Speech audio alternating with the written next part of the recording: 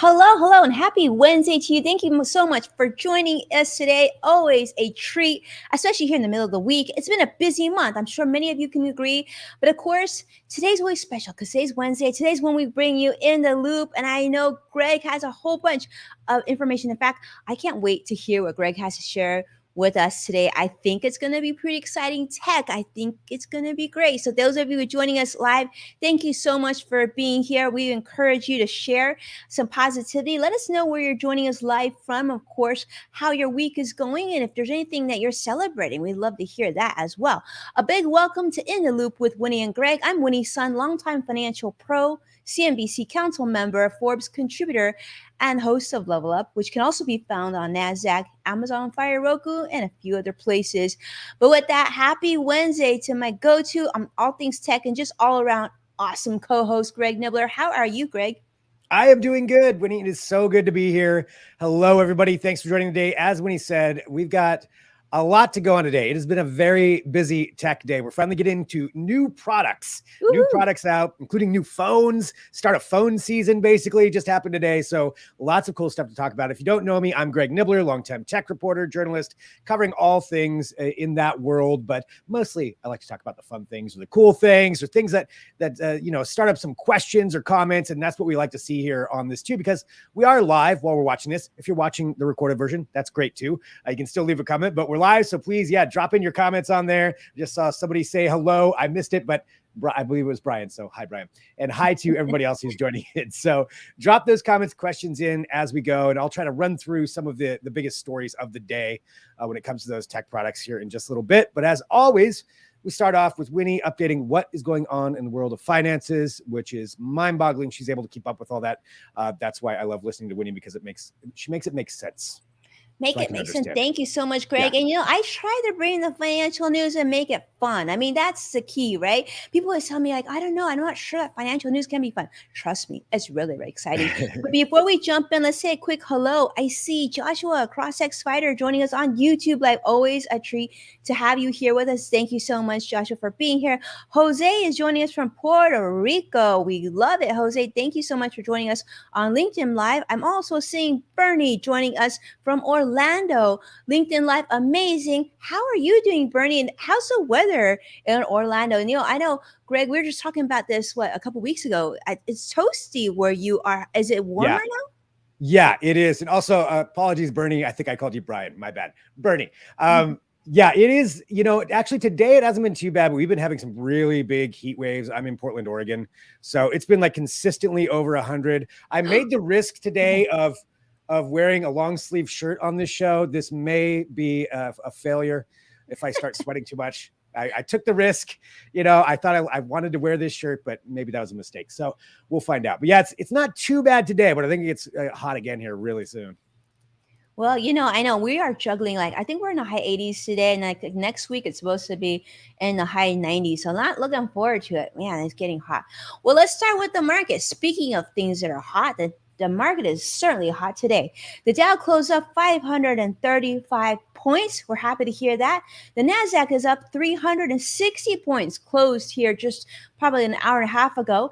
And the S&P 500 also up 87 points. Now, you might be saying, what's going on with the financial markets? And, some days you wonder if a robot's controlling the financial markets, right? But that's Greg's area. He would know that. But no. What's happening today is some good news. In fact, I don't know. You might think it's good news, or you might think that's interesting. I'll let you decide on what you think about that. But obviously, the market's done very well. NASDAQ surged more than 2% today because of this report. There was an inflation report that came out today that said that, inflation didn't inflate as much as it did last month.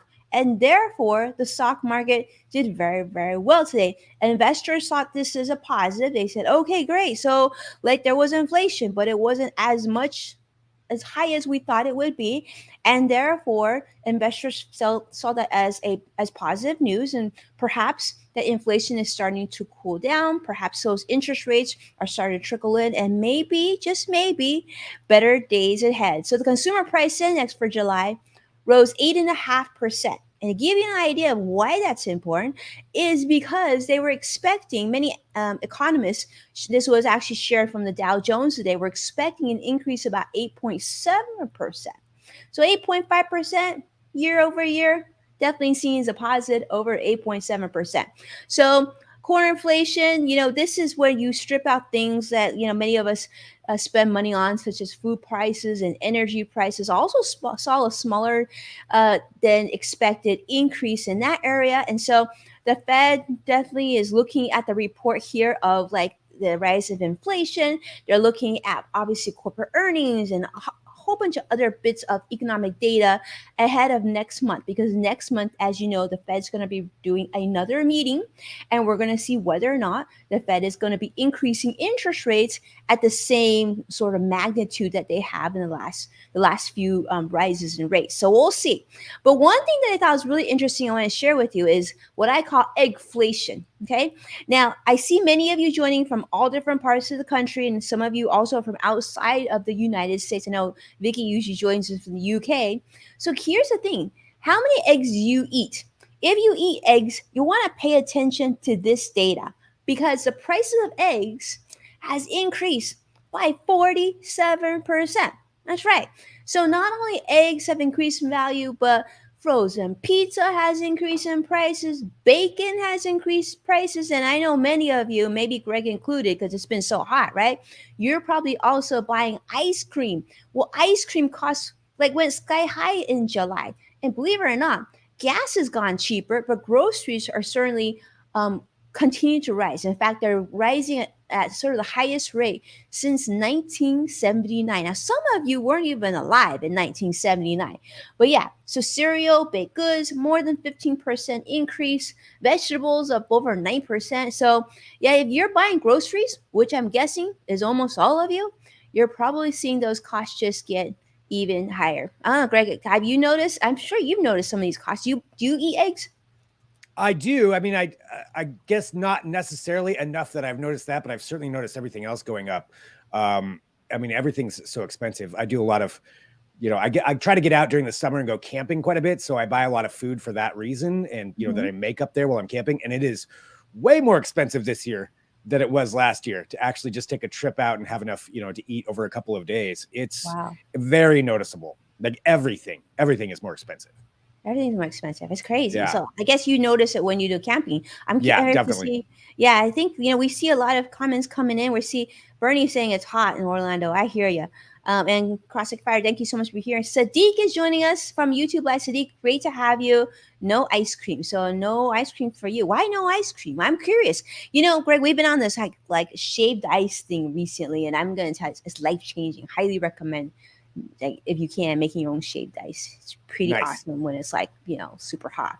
But there are three other bits of information I do want to share with you. Now, this is actually some of the news that is trending on LinkedIn News. So if you haven't been on LinkedIn recently, you definitely should check this out. They do a great job of updating on daily trending news, and this was shared by Harriet Sinclair, editor at LinkedIn News. And this I thought was really interesting. Have you heard of unlimited time off benefits? So now 1 in 10 companies are actually offering unlimited time off benefits for employees of companies. Now, you may think this is like sort of the best case scenario, right? Unlimited vacation, unlimited time away from work. Like, you could just like unlimited, like it almost sounds like a buffet. Like you could literally just have unlimited of joy. But actually, I've been reading more about this, and I actually will tell you, I have sort of a different take on this. Now, as a financial professional that's worked with clients for years, when they transition from one company to another, maybe like changing jobs, it could be like retiring, it could be a whole other reasons. But a lot of times, and I would say the majority of times, when they leave a company, if they haven't been able to use all their vacation, they usually get a pretty nice, sometimes a pretty substantial check from that unused vacation. But if you have unlimited, right? What if, like, how are you going to quantify that? You probably won't get a check because you just didn't use your unlimited. The other thing is, in most companies, you have to get approval to take vacation. So what if your manager never approves you? Or what if someone like takes 7 days off and someone takes 75 days off? Like that wouldn't be really fair, right? Like, and then when people evaluate your job performance and whatnot, I just feel like, I don't know, Greg. I mean, what are your things? When I read this at first, I thought it was a great thing. Yeah.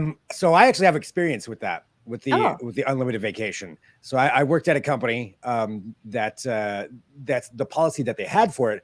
The problem that I found was, unless there's somebody to do your job, there is basically you end up not doing any vacation is what it worked out for me. So I took like 2 days over 2 years. oh, Um, and I just ended up not having any. There were certain people that, used it a little more liberally, but it really depends on the job that you're doing on whether or not you can do it. And so that's why I think that is an important point that you made. You can accrue days and those are payable days if you have like a set amount of vacation. But if you leave and you don't have those, there's just nothing. So it's just like, okay, well, you didn't take any vacation, but there's nothing accrued there that you can be paid out as compensation for not taking vacation. So it's kind of a double-edged sword, on how that could work out. I suppose for some people, it might be a really good benefit if you are able to somehow work it out to take a lot of time off. But I think there's a benefit to having it being a set amount. I think it should be a high amount. I mm-hmm, think you should not be, I think, 5 days is not enough for somebody to just be allotted totally. for vacation for a year, but it should be enough to where it's worthwhile to take time off, but also, a little bit of a reward if you don't take time off, that you still, get some kind of benefit out of doing that. Yeah, I mean, Greg, you took 2 days off in 2 years. I feel Yeah. like you deserve, a sizable amount of check because you put in those many hours where you could have had time off to do something else. So, yeah, Yeah. I agree with you. I think it needs to be, like you said, maybe you could have a little bit bigger number, but it doesn't have to be unlimited. The other Yeah. thing is, I think as employees, especially brand new employees, your company, right? Like unlimited seems so daunting of like, well, if I do take off, will my manager pass me up for another promotion or a raise, right? Will this be considered as part of my evaluation as an employee? And then what about like, people who need time off for maybe health reasons or caregiving reasons or whatever, it could be any reason, right? Right. It's like, it just feels like, I feel like some structure in this realm would be hopeful. But yeah, I'm curious to see. I see Sadiq joining us on YouTube Live, and of course, Vicky. Great to have you here with us from Facebook Live. Really curious about how you think of this question of like, is unlimited vacation a good thing in your minds? And maybe we're missing something on this. All right, so I'm going to segue over because I got two more bits of news that's shared on LinkedIn News. I thought it was really, really interesting, and this is something I know Greg, you and I have been talking about for some time. And this was also shared by Harriet Sinclair at LinkedIn News. And this is talking about Elon. Elon Musk now has sold about $7 billion worth of Tesla stock in the last couple days. And as you know, there was that big drama happening with Twitter, and now Twitter is full force suing Elon over his decision to step away from buying Twitter. And so Elon, the richest man on earth, is selling more shares so that maybe perhaps he can avoid an emergency sale. That's what they're saying of Tesla stock, just in case he's forced to buy Twitter. I didn't know you could be forced to buy a company, Greg. This is like news to me. This, I mean, I'm not, very well versed in these big contracts either, but he did sign, the contract saying he was going to buy it. I thought there was an out, that you could pay $1 billion and get out of it, but I could be wrong on that. And if Twitter's suing him, maybe they're saying like, no, that doesn't even count either. Like you have to buy it. Because I was looking up, when is their trial? Okay, trial's on October 17th. That's when this trial starts. So yeah, that was pretty interesting to see what that means with him doing that, and how's that going to affect the rest of the stock, and whether what he thinks his chances are of actually winning this. And then if he does lose and he's forced to buy it, like what kind of product are we going to get after that? That's kind of how I look at it too, is just as the user. I mean, they're going to fight out their billions of dollars and however that works out, their contract. But at the end of the day, we're the ones using Twitter. What's going to happen here? Do we have an owner who doesn't want it and is really ticked he's off? really angry. Yeah, Angry really owner. angry. He just turns it off, or who Mm-hmm. knows? It's going to be kind of wild here over the next couple of months. It will be, and I know we talked about this on a previous show, but he was trying to move, I guess, the court case later on, and then the judge said, no, no, no, you got to resolve this sooner rather than later. And it's interesting because Elon had actually sold some stock. If you remember, in May, he actually sold. I think he sold about 8.5 billion then, and he had said that no further Tesla sales would take place after he. I think he said after today. That was his quote. And of course, obviously, now you're seeing this unravel. It'll be really interesting. You're right. I mean, how do you feel about that? I feel like I don't know something that you and I and many of us here use on a day-to-day basis. We use Twitter all the time. We want someone to be really excited about building the next phase of Twitter, right? Yeah. Sadiq is saying, yeah, no edit button. Sadiq is also saying he will buy or he will be sued. And Vicky is saying, wow, that Twitter drama with Elon never goes away. You know, I Yeah. hear you, but I think it that's makes I it think that's interesting. drama with Elon anytime, like anywhere. Yeah, it could be this or something else, right, Greg? I mean, Yeah. I feel like you've talked a lot about this in the tech world too. And it's never boring. Yeah. No, he's not boring. It's sometimes frustrating, sometimes brilliant, but yeah, definitely not boring. Elon Musk Yeah. is not a boring guy. It's what we call very interesting. He's a very interesting guy.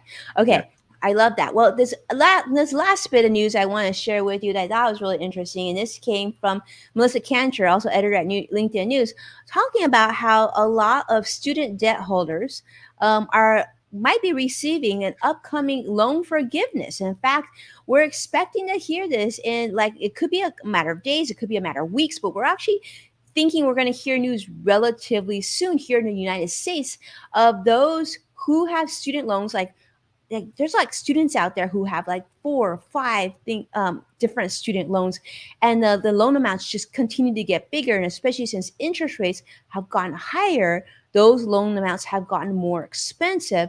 Well, they're saying that we might actually get some answer in the coming days here of whether or not a forgiveness will occur.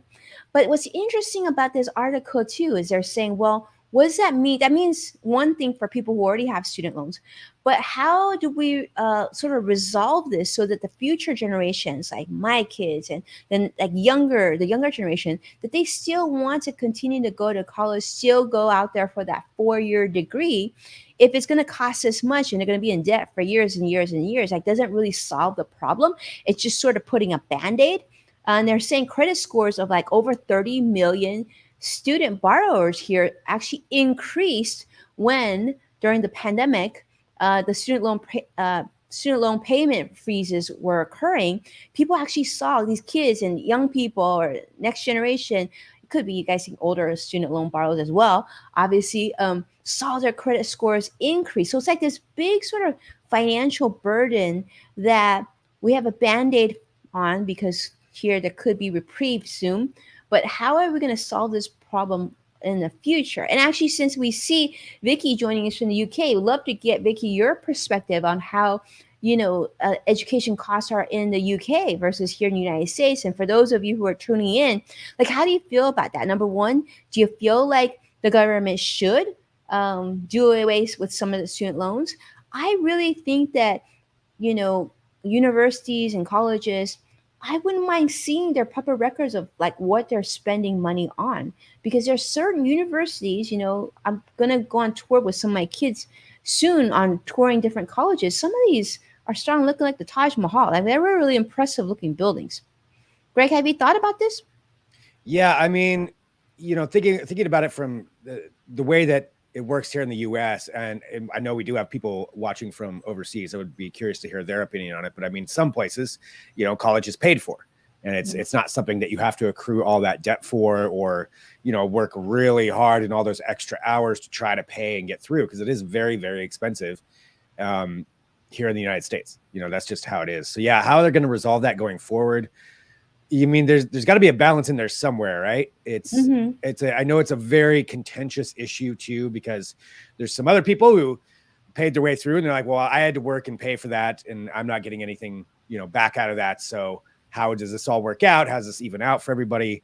It's a really complicated issue, but I do feel like there needs to be one solid plan that Mm-hmm. somebody needs to put forward for like you said, for future generations. So that Yeah. you know what the playing field is and you're not completely completely, beset with all this debt the second you got out of college, to where it's just so overwhelming. It's like, what's the point? What's What, your point? it's just, okay, I'm just going to live and never buy anything, never get a house, all that stuff.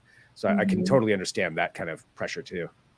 Yeah, I agree with you completely, Greg. And I think you make a really good point. I'm really glad that you put this out there. Is like, I know like I went to a state school, right? So I had to make that choice of going to state and not going to like a private university because of cost wise. It just didn't make sense for my family. We didn't have a lot of money to spare. So it did make sense for us. But I think like, there's a lot of people out there that still feel that way. Number one, they still feel like they feel empathy for the fact that the student debt is so high, but they also I've been talking to a lot of people saying that, well, you know what, we had to make those decisions too. I had to forego that, Ivy League education because it was too expensive. So I made a financial decision there. So why should my tax dollars go to paying someone else's student loans? So I don't really know that there's a straight answer depending on who you talk to, right? And Yeah. obviously, I'm sure if you have tons of student debt, you probably feel very strongly that you would love the entire amount to be waived, or you might feel strongly that this was the education you selected and you have a responsibility to pay it off. I think it's like it's not a really easy question, but it's something we need to deal with because I mean I can totally see 10 years from now this is going to repeat itself and we're going to have to look at paying down student debt once again. Yeah. Yeah. Totally agree. Yeah. It's something that needs to be looked at a high level, and we got to figure out how that's all going to work. Hmm. But I don't have the answer, We don't unfortunately. have the answer, no. But it's definitely a question we should all be thinking about. Yeah, curious to Yeah. see what you all think about it too. So I see Vicky is saying government should help more student loans and more help to take care of that money and whatnot. Sadiq would love to see what you see. Bernie, everybody, thank you so much for your comments coming in. But yeah, that's what I have, Greg. I would love to hear it though. I want to hear what you have to share about. I think you said Samsung, right? Yep, Samsung. So today was Samsung's big Galaxy Unpacked event. They have a few Galaxy Unpacked events during the year, but this one was specific for some new products. And that is always fun for me just to see what people come up with. It started very early for Pacific time. So I was up quite early this morning getting ready for that thing. But we got to see largely what we were expecting, but still some pretty cool stuff. So I want to kind of walk through it. I'll tell you about each one of the products. There's 4 different ones that were the main ones that they brought up. And I want to see, what your opinions are, whether you like this, whether you don't like this. But largely, we're going to start off with the big stuff first, and that is foldable phones. And by that, I mean foldable screens. So this is something that really Samsung's kind of been at the forefront of the whole foldable movement, for good or bad. Even at the beginning, when they first came out with their Galaxy Fold phone, there were a lot of issues that happened with it. I remember a lot of the test ones that came out. I had a friend who was testing one and the screen would pop off. This is several years ago, but not a stellar start to the foldable phone scene. That they've worked out a lot of those issues now. So we've got 2 different foldable phones, the 4th iteration of each that we saw today. So let's start off with the Galaxy Z Flip. So Galaxy Z is what they call the fold line. Galaxy Z Flip. So there's the latest one right there. So this is more like, what you think of as a traditional flip phone. If you're old enough to have had a flip phone, this is kind of like that style where you flip it closed, flip it back open, only the entire inside screen is one piece. So for the Galaxy Z Flip, I'm kind of seeing both of them right here. So that's the fold. So that's the other one that we're going to be talking about too. So the Flip itself is one that's been interesting to see how they're going to come up with different iterations for it. So the Flip one actually folds closed like that, and then you have a little screen on the outside of it. So some of the changes, not a lot aesthetically. The fold itself is a little bit, the hinge is a little bit better, but this is a way that they're looking at people to start trying to use these phones. Now, one thing they're advertising is something called Flex, and this is where it allows you to use the phones in different ways and actually have them folded, but they're making software specifically for fold phones. So previously, a lot of it was they're taking regular software, regular apps that you use, and they've just been kind of adapting them into the fold. Now they're actually using the idea of having multiple screens and designing it just for that. So these are things you wouldn't be able to do with a normal phone. So like examples there, having your own kind of keyboard, turning it into a mini little laptop, finding different functionality for your phone and different ways that you can use it.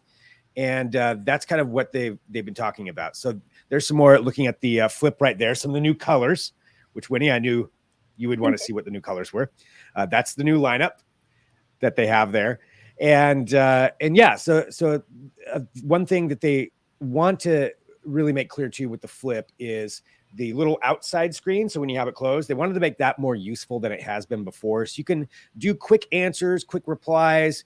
You can use it for your smart things, whatever you have going on there. Sometimes you can use it as a digital key that way, and you don't have to open up the phone to really utilize that. So they're making that a little bit more functional so you can keep it nice and folded and small. And they think people are going to like that. But then when you open it up, you get the regular phone. So I want to know, if who thoughts and opinions. Sadiq asked, what's the cost? Very good question. Starts at $1,000.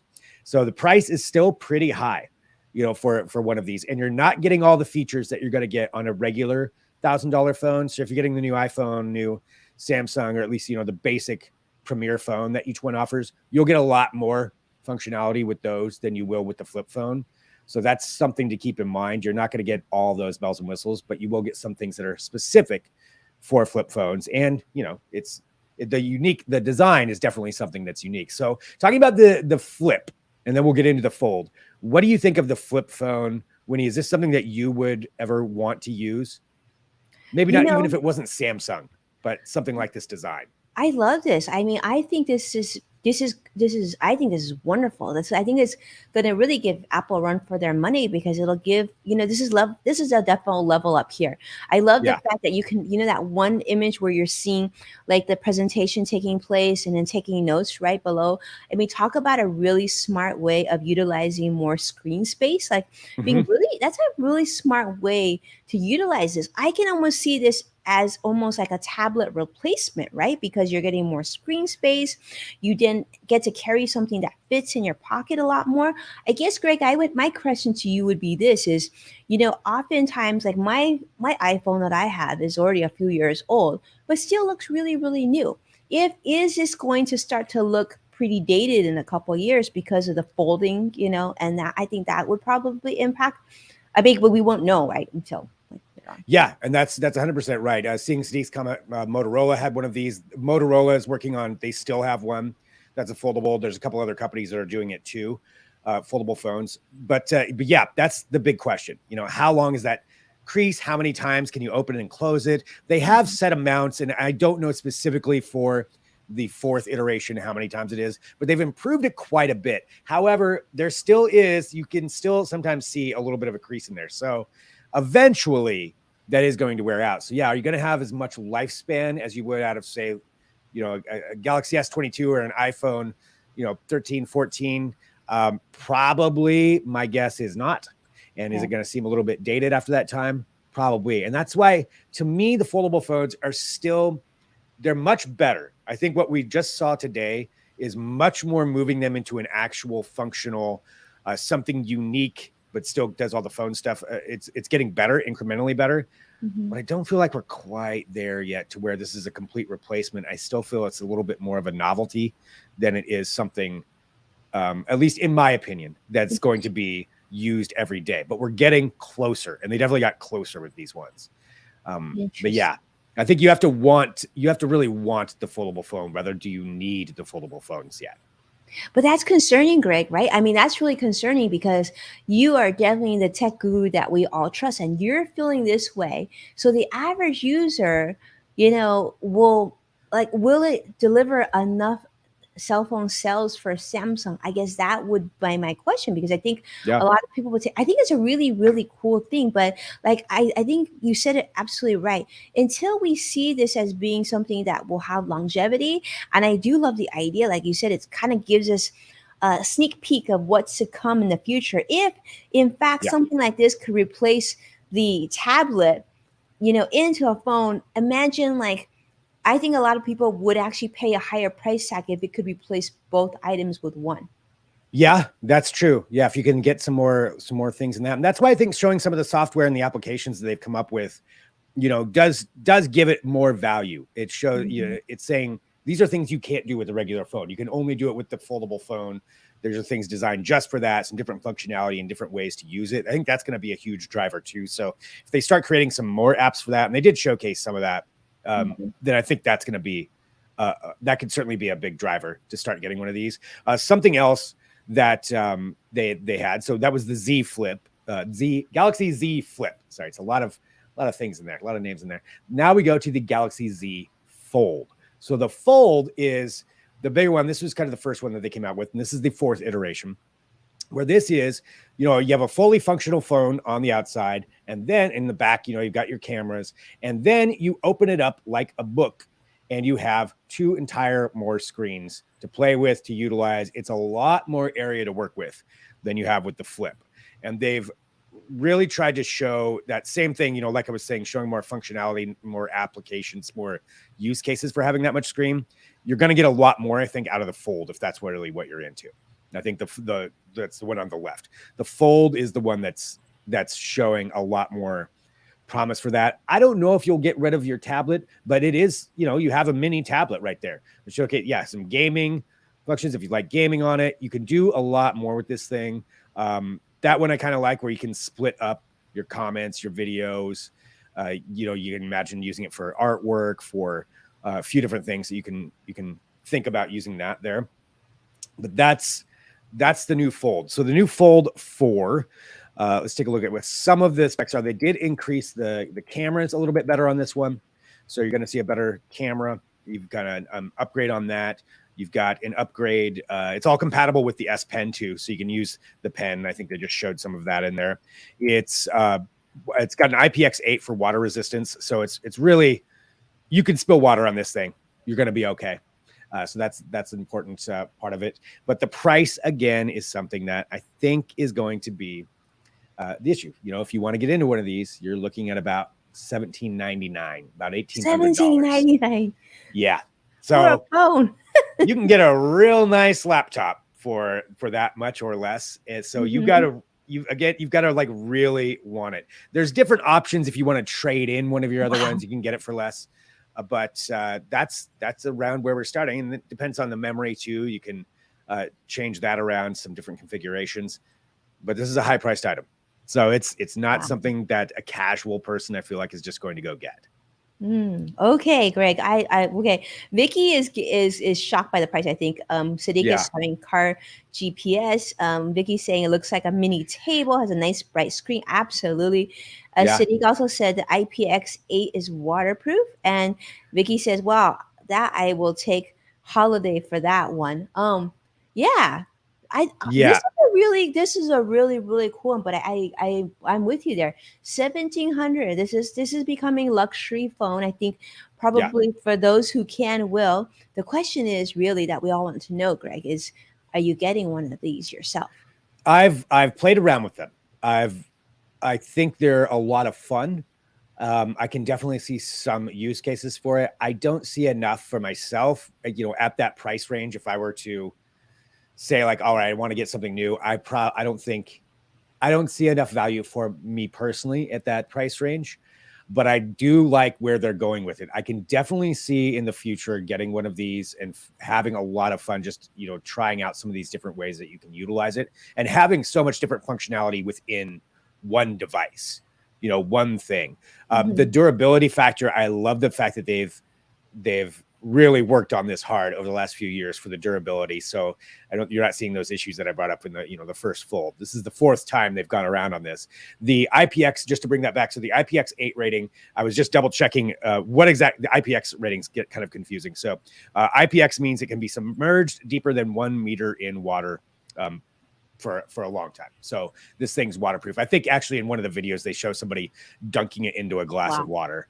So I've lost a couple of phones due to drops in water. So there's a lot of mud puddles in Portland during the winter, and if you drop one in there, it's not always good. So I like that part.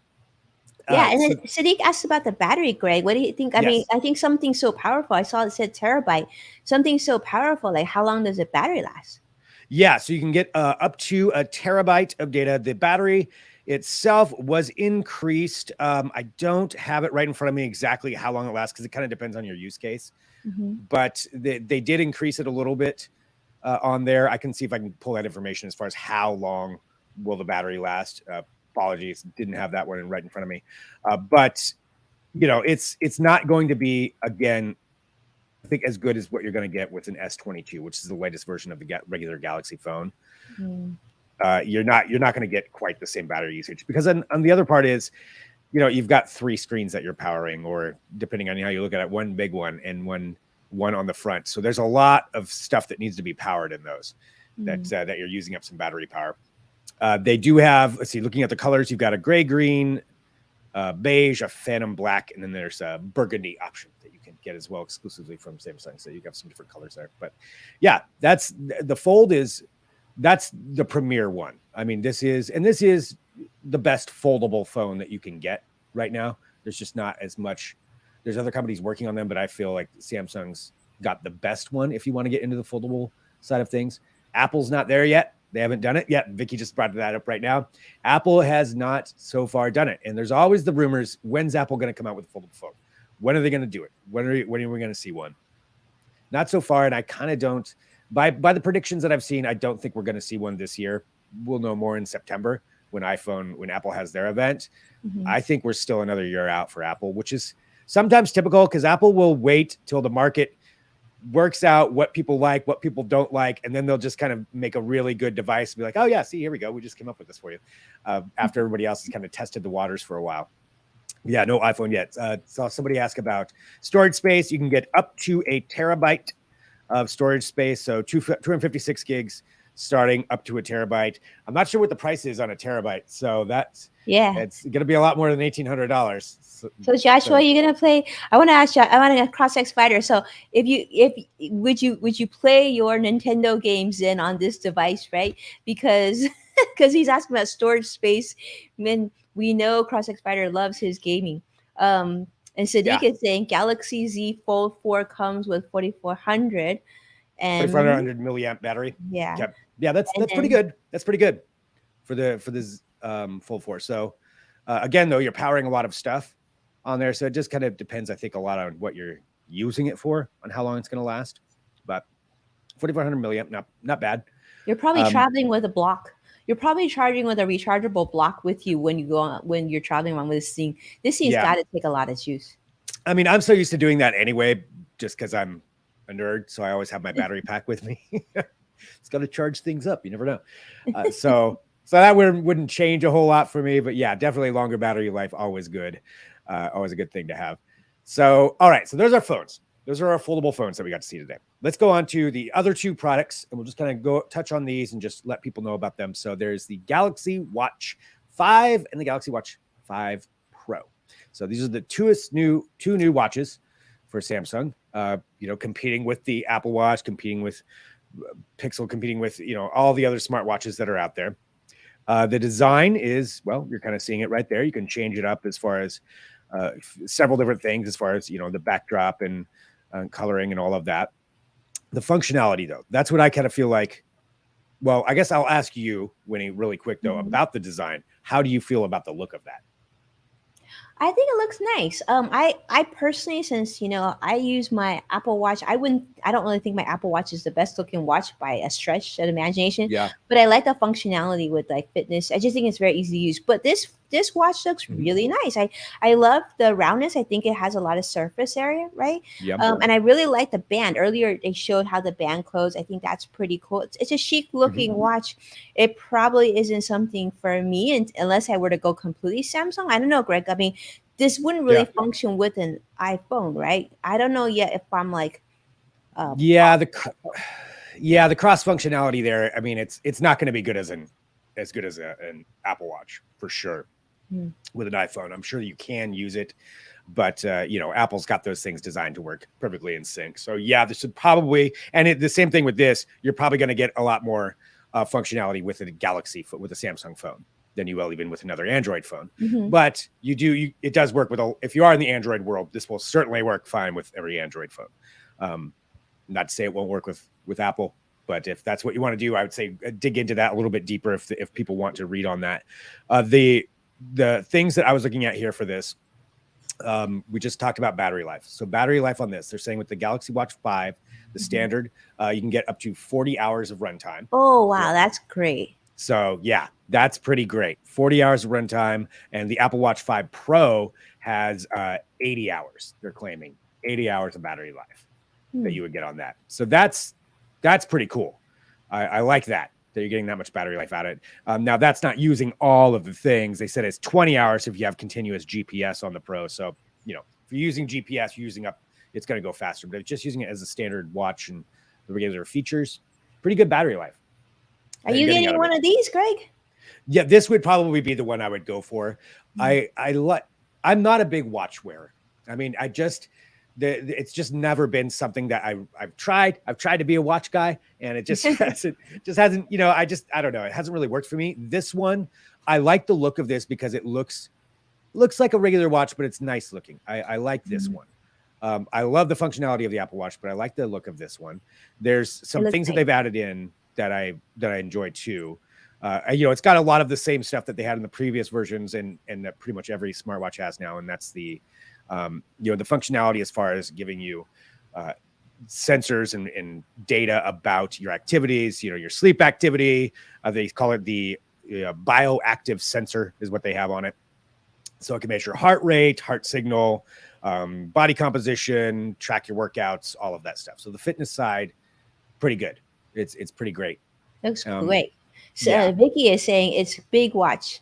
It's a big watch. It really is, Vicky. You're yeah. right. And then Vicky's also saying get one, Greg. And then Sadiq is asking, will there be an LTE version? I'm a big fan of LTE smartwatches. Just so you know, Sadiq too. So what do you think, Greg? I'm guessing there must be an LTE version, right? Yep, there is. There is. There's a GPS, LTE. There's no LTE version that you can buy into as well. So yes, you'll have all of that, those options there, depending on what carrier you go through, how all that works. But yeah, they have those options. They've got you can see kind of some of the different colors there, but naturally you can change some of that as well. You've got, let's see, a couple of other things of note. Again, this just happened today, so I'm like, I don't have it all memorized yet, so I'm taking a look here. They've got a 5 ATM water depth, which means you can go up to like 50 meters down. So you can go swimming, you can go diving, you can rain, snow, mud. Nothing's going to really affect this. You can go snorkeling or wear it in the shower. So don't worry about water. You're fine on that.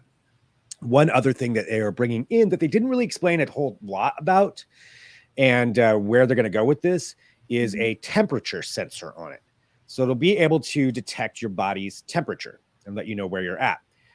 You can kind of speculate where that could go, but we didn't get a whole lot of info on what they're going to do with that. So I think that's going to be more that's going to be coming out. There's probably certain things they can't say they're working on, but it does get to have that ability. So I'll be curious to see what they do with that temperature sensor. You know, way in the future, you could see that helping to monitor. Are you sick?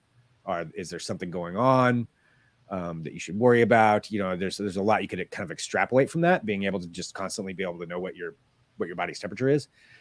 But so far, they haven't said exactly what they're going to do with that. But that's anything that's new, anything like that. I always like hearing about that stuff and knowing about it. I'd be interested to see what people think about that. But yeah, right now, that's something else that's going to be added on there. So that's something else you're going to get. One other thing too, they said that the charging speed. So I talked about how long the battery life is, but the charging speed, they said it can go from 0 to 45% in about 30 minutes. Oh, So you can charge it up pretty quick. very So nice. I do you're not think gonna these smartphones do charge, smart watches do charge up really, really quick. You know what's yeah. interesting, Greg? I just noticed that you didn't talk a lot about cameras so far. We haven't heard too much from you on that so far. Oh yeah, going back to the camera on the phones. Mm-hmm. Yeah, the camera on the phones. So they had some improvement on that. The Galaxy Z Fold 4 now has a 50 megapixel main camera Oh, and wow. a 3-time telephoto camera and a 3-time optical zoom that comes on the Galaxy Fold 4. So that's the one that folds like a book. So, decent camera on there, not as necessarily as good as you're going to get on a regular high-end smartphone, or Okay. even some of the ones that are even less expensive than the high end. Some of even the mid tiers, you might have some better cameras on there. Mm-hmm. It's not bad. It's certainly, that's a pretty good camera Mm-hmm. system. but it's not the best, and you're paying $1,800 for it. So You're kind buying of it for the like to have the screen, best. right, Greg? You're Yeah, you're buying buying it for the screen. Yeah, it. yeah. If you want the best camera you can get, it's not going to be that one. But that's that's kind of where we're at on those. So going from the phones, we have the watches. There's the final thing. It is the Galaxy Buds Pro 2. So these are the new earbuds that we're getting from Samsung. Kind of a sleek looking design. Again, the thing, and this is something I would love to hear from people, because everybody's very particular about their earbuds as far as how they look and how they fit. So, if you don't like this look, you're probably not even going to even give them a try. But so let us know what you think. Maybe you prefer, the golf tee look. I don't know. Yeah, some people do. These ones are about 15% smaller. They're nice. I'll say this, I use the Galaxy Buds Plus myself. I've been very happy with the sound with them, with the active noise cancellation being really good. These naturally are better than that. So you've got all the features that you're going to get really with all the other top end earbuds that you can get. And the thing is the price. So they're not cheap if you want the top end ones. These are $229 to start with. So they're spendy.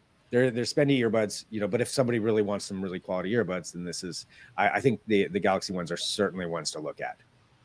I've been very happy with mine, and mine are not even this level. Wow. Samsung's really pushing the envelope on price, huh, Greg? Yeah.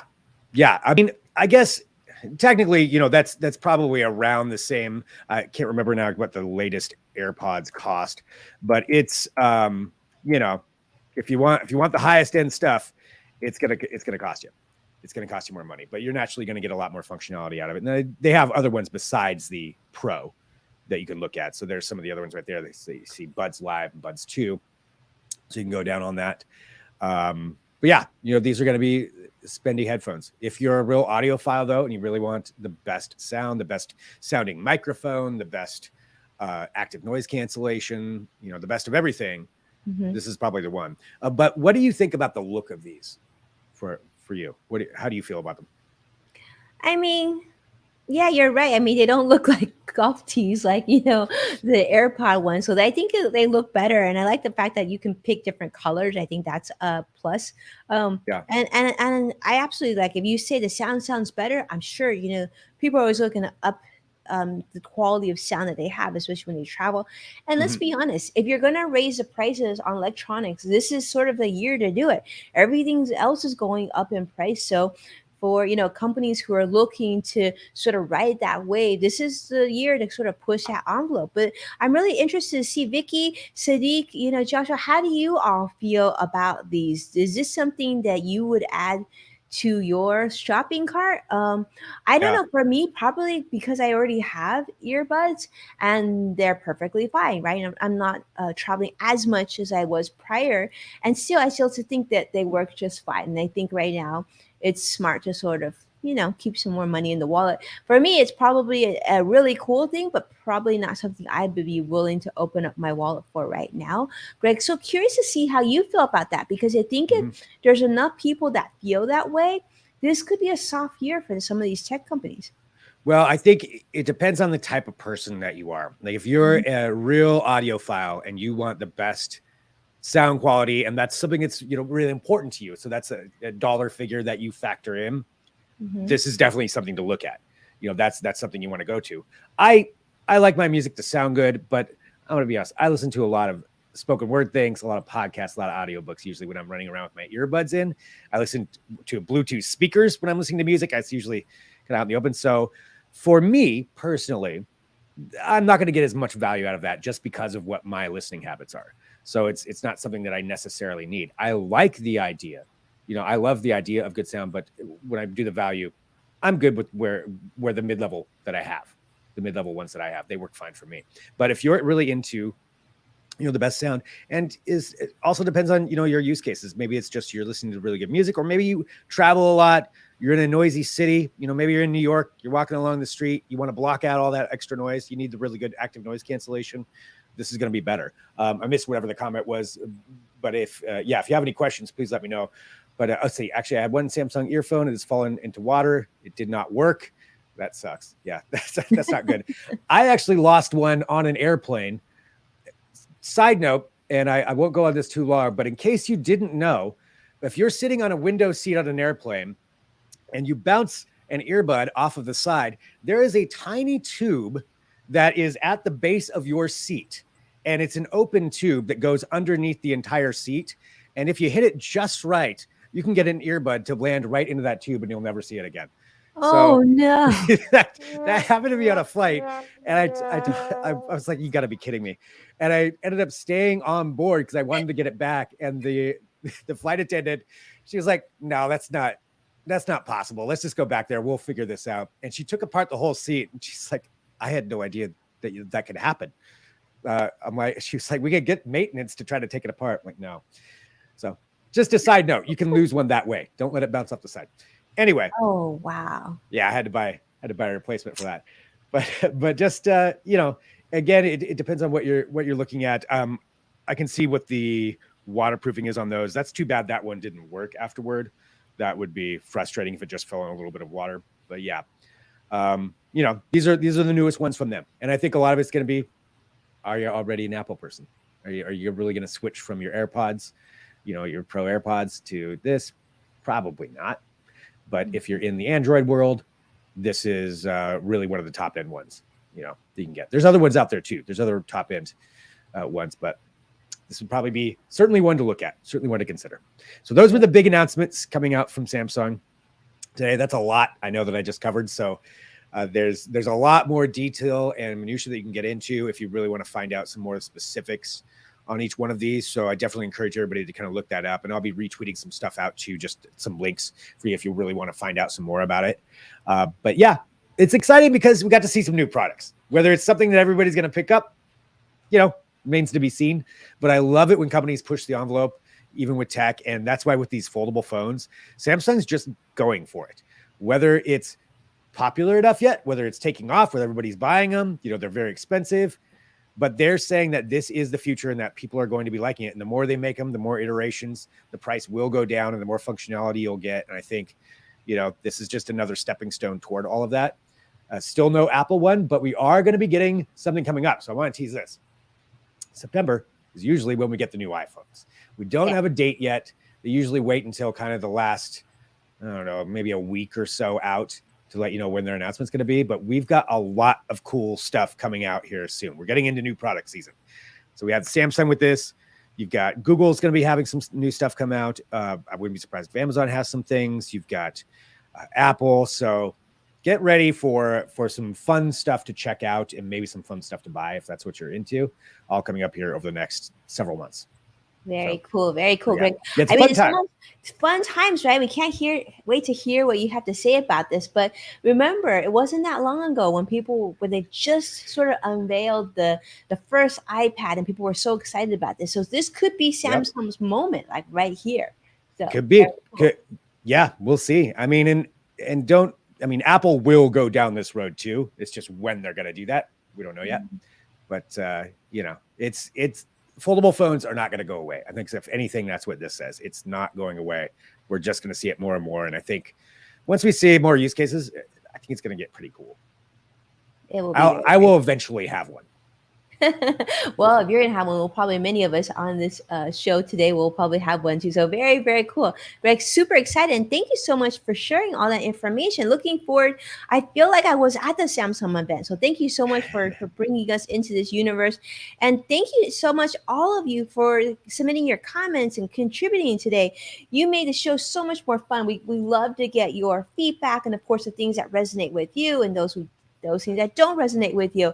And it's always fun to learn about new things coming in the pipeline with you today. So thank you so much, Greg. And yeah, next month, a lot to look forward to. On my side, the Fed heck, and on your side, we're definitely looking for more tech. So that should be super cool.